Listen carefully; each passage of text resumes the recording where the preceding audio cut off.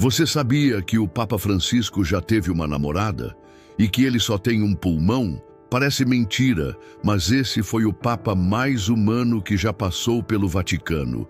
E agora, com sua morte, o mundo inteiro volta os olhos para a história de um homem que revolucionou a Igreja sem precisar gritar, apenas sendo exatamente o oposto de tudo que esperavam de um Papa. Sim, Jorge Mário Bergoglio, o menino que cresceu entre os bairros simples de Buenos Aires, o jovem que dançava tango e trabalhava como técnico químico, se tornou o primeiro Papa latino-americano da história. Mas não foi só isso. Ele foi também o primeiro Papa jesuíta, o primeiro a adotar um nome inspirado em São Francisco de Assis, o santo dos pobres, dos humildes, da paz. E o mais curioso, ele recusou o luxo do Palácio Apostólico. Preferiu viver em um quartinho modesto na Casa Santa Marta, porque dizia que precisava estar perto das pessoas. Mas a história de Francisco é cheia de contradições, e talvez seja isso que a torna tão fascinante. Enquanto liderava a maior instituição religiosa do planeta, ele se recusava a usar sapatos vermelhos, anéis de ouro ou tronos ornamentados. Andava de carro popular. Falava de política, de economia, de meio ambiente, de sexualidade e de crise de fé.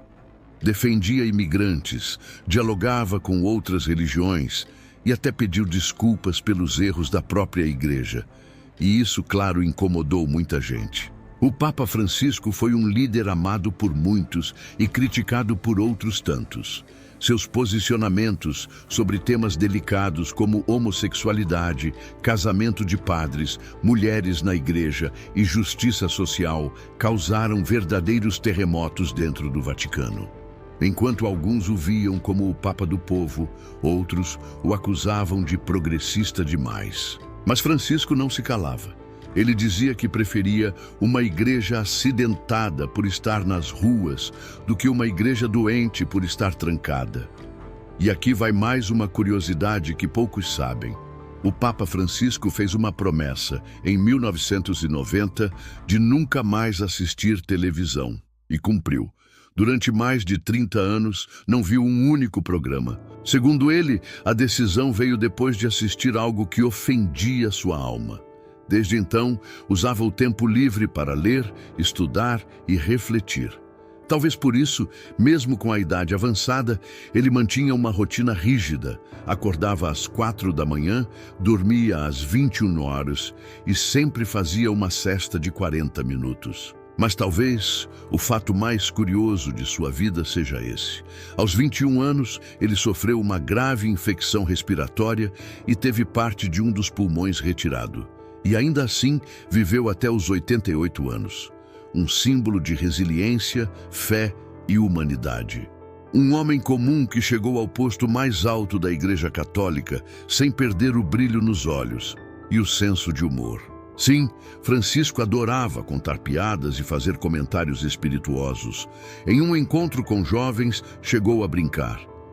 Rezem por mim. Se alguns de vocês não quiserem rezar, ao menos me desejem boa sorte. Hoje, o mundo se despede não apenas de um Papa, mas de um símbolo, de uma liderança que preferiu o abraço à distância, o sorriso à pompa, o silêncio à imposição. Um homem que provou que a fé não precisa de ouro para brilhar, basta um coração que bate por justiça, por verdade e por amor. E agora, com sua partida, uma pergunta paira no ar. Será que veremos outro Papa como ele? Ou Francisco será lembrado como aquele último fio entre o antigo e o novo, entre o dogma e a empatia, entre o trono e a terra firme? Só o tempo vai dizer. Mas uma coisa é certa, o mundo nunca mais será o mesmo depois de Francisco. Só o tempo vai dizer.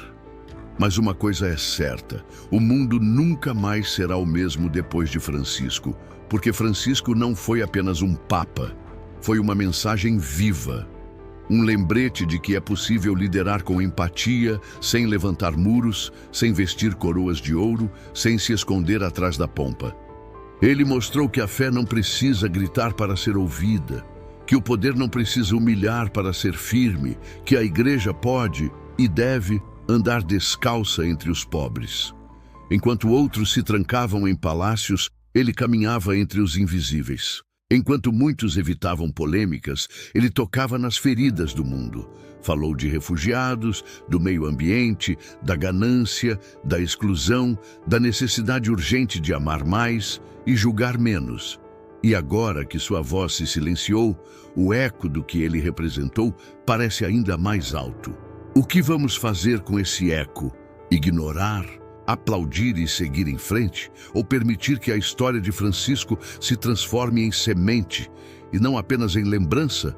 Talvez essa seja a nossa missão agora, continuar o que ele começou, não como papas, mas como pessoas que enxergam, que escutam, que cuidam. Porque se um homem simples com um só pulmão vindo do fim do mundo conseguiu tocar o planeta inteiro com suas atitudes, imagine o impacto que cada um de nós pode causar se decidir viver com mais propósito. O Papa Francisco partiu, mas as perguntas que ele deixou continuam vivas. E talvez a sua resposta para tudo isso comece com um simples gesto: compartilhar essa história. Se essa mensagem tocou você de alguma forma, deixe seu comentário, inscreva-se no canal e envie este vídeo para alguém que precisa ouvir isso hoje. Vamos manter viva essa conversa, porque o mundo precisa, mais do que nunca, de pessoas como Francisco e talvez de pessoas como você.